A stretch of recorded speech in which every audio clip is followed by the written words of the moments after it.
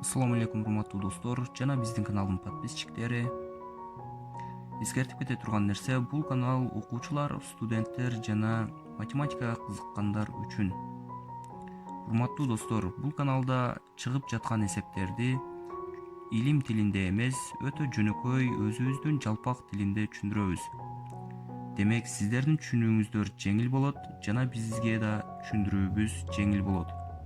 Андыктан бул каналга лайк басууну аябай жана комментарий жазууну унутпаңыздар. Келиңиздер эми эсепке көңүл бурсак.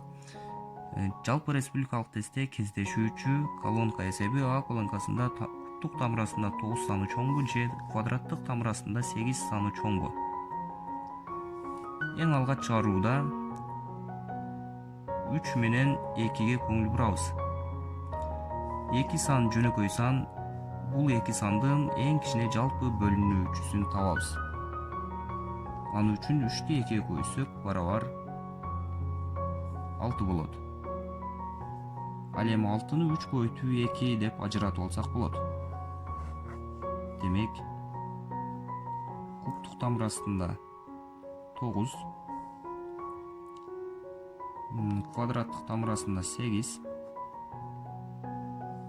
Бул 2 санды 6-чы даражага көтөрүп жиберебиз.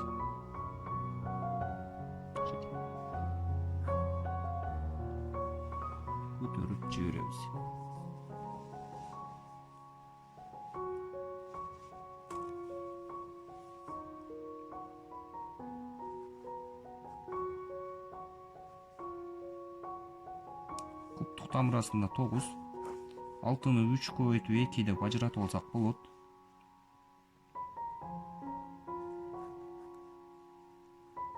Квадраттык тамырасында 8, 2 көбөйтүү 3 деп ажыратып алсак болот.